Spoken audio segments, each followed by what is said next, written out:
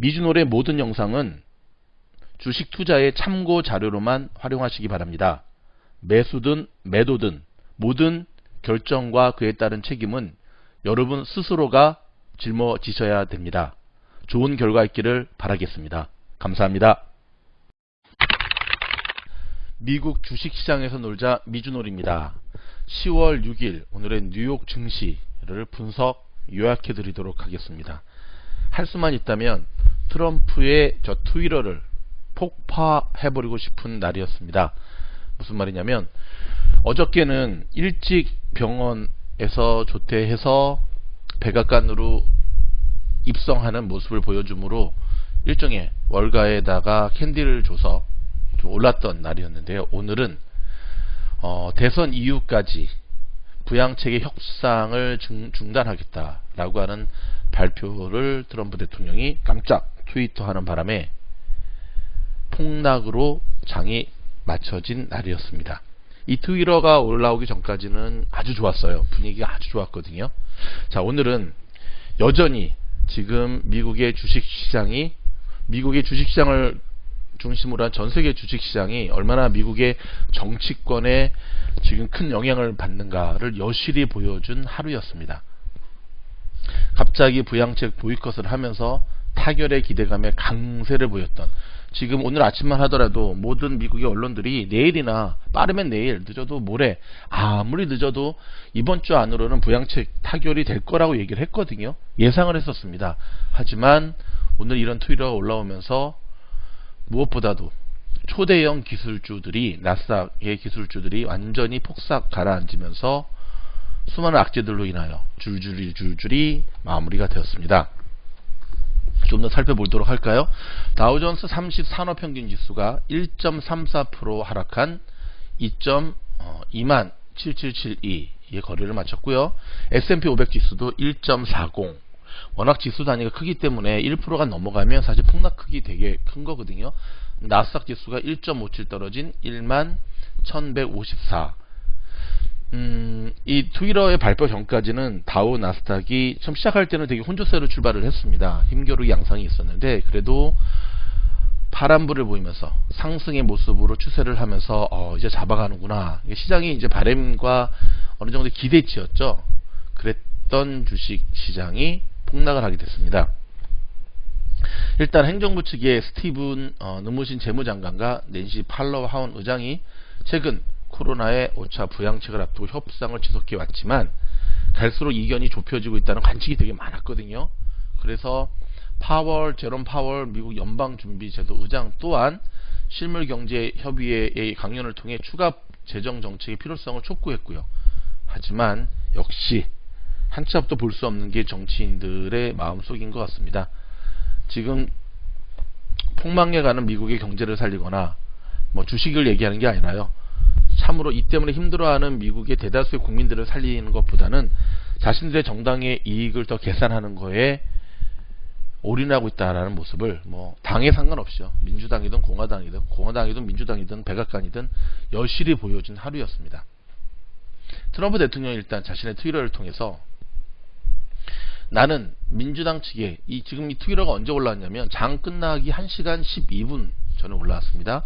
나는 민주당 측의 요구를 거부하고 미국이 미래를 보고 있다면 내가 대선에서 당선된 직후 열심히 일하는 민국인들과 중소기업에 초점을 맞춘 경기부양 법안을 처리할 때까지 코로나 논의를 중단하라고 우리 측 협상팀에 지시했다고 밝혔습니다.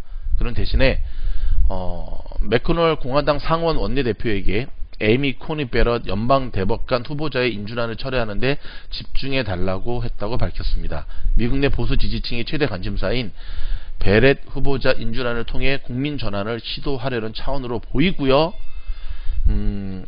제가 추측하건대 이 인준안과 저 경기 부양안의 민주당의 오퍼를 같이 두 카드를 함께 만지면서 협상을 하려고 하는, 그러면서도 주도권을 놓지 않으려고 하는 트럼프 대통령의 고도의 정치공학적 계산이 깔려있는 것으로 보여집니다. 어찌됐든 그 트위터가 올라온 걸 시점으로 강세폭을 점점 키웠던 3대 지수가 강세폭을 키웠거든요. 굉장히 오름세로 갔었거든요. 하지만 수직 그야말로 수직이었습니다. 트럼프 대통령이 지난주 금요일날 코로나 걸렸다는 것보다 더 급 하강했습니다. 저는 제가 군대에서 낙하산 점프하는 줄 알았습니다. 이러므로 월가가 휘청하게 되었고요. 동시에 재선에 도전하는 행정부 수장이 쓸 수 있는 정치적 카드는 얼마든지 있다는 것을 재확인해주는, 그러니까 이런 트위터의 모습은 현직 대통령으로서 내가 얼마든지 쓸 수 있는 카드가 많다는 것을 다시 한번 보여준, 한국 연임 제도가 없는 한국으로서는 보기 힘든 모습이죠. 미국만 볼 수 있는 건데요. 전날 급등장을 두고 조 바이든 민주당 후보로 판세가 이미 기운 데 따른 불확실성 해소 때문이라는 시각이 일부에 나왔는데요. 이 또한 단기적인 분석일 가능성이 있습니다. 미국 언론들은 일단 대선까지 한 달 조금 못 남았죠. 한 28일 정도 남았는데 이에 따른 불확실성 해소 때문이라는 시각이 일부에서 나왔지만 이 또한 단기적인 분석일 가능성이 높거든요. 왜냐하면 한 달은 사실 너무나 긴 시간입니다. 여러분 요즘 같은 장세에는 여러분 스윙 포지션을 가져가시든 중장기 포지션을 가져가시든 일주일, 2주는 너무 긴 시간이라는 것. 매일매일에 지금 정말 어찌 될지 모르는 뉴스들이 쏟아지는 와중에 여러분의 그 스윙 포지션의 그 시간을 그렇게 길게 잡으시면 안 되고요. 짧게 리스크 관리에 충실하시면서 나가셔야 됩니다. 실제 트럼프 대통령은 코로나 완치 판정을 받지 않았는데도 불구하고 오는 15일 2차 TV 토론을 기다리고 있다고까지 밝혔습니다.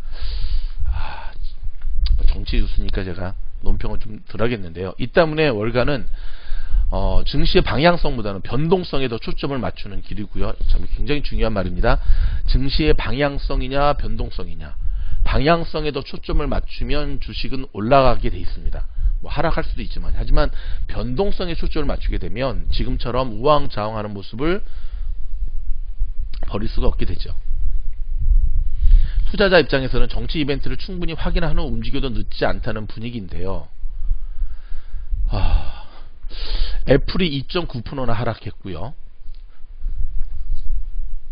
주당 113.16달러에 맞췄거든요. 더구나 오늘 같은 경우는요, 애플이 캘리포니아 애플파크에서 신규 아이폰을 비롯해서 애플 스페셜 이벤트를 개최한다라고 하는 호재를 발표했습니다. 근데 시장은 여기에 대해서 냉랭했습니다. 아마도 애플이 10월 달에 이런 발표를 한다라고 하는 것이 선반영 되었기 때문이기도 하고, 지난달에 있었던 애플의 발표가 있었잖아요. 애플워치라든지 아이패드라든지 이거가 굉장히 실망스러운 모습이었기 때문에 시장은 애플의 이런 발표를 별로 받아들이지 않는 분위기였고요.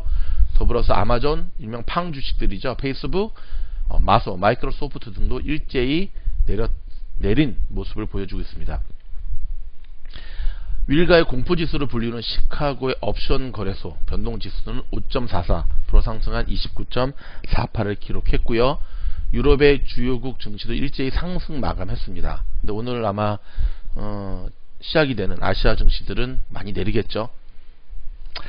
다시 한번 정리하도록 하겠습니다. 오늘은 처음 서반에 말씀드린 대로 미국의 정치가 얼마나, 미국 정치를 비롯한 미국의 사회가 얼마나 지금 불안정하고 얼마나 펀더멘탈이 많이 깨져 있는가를 여실히 보여주는 모습이었거든요. 트럼프 대통령의 일거수일투족에 미국의 시장이 이렇게까지 민감하게 반응한 적은 없었는데 참 그 점이 많이 좀 우려스러운 부분입니다. 자, 모쪼록 이런 가운데 투자하고 계시는 분들은 시장의 상황을 쭉 보시면서 주식의 절대격은 예측보다는 대응이다 라는 사실, 리스크 관리 잘 하시면서 들어가셔야 되고요. 때론 이런 부분들이 매수의 기회다라고 지금 준비하시는 부분들, 총알을 넉넉히 준비하시는 건 좋은데 장의 방향성이 어느 정도 윤곽이 드러난 가운데 들어가시는 것이 효과적인 투자 방법이다라는 사실 마지막으로 알려드리도록 하겠습니다.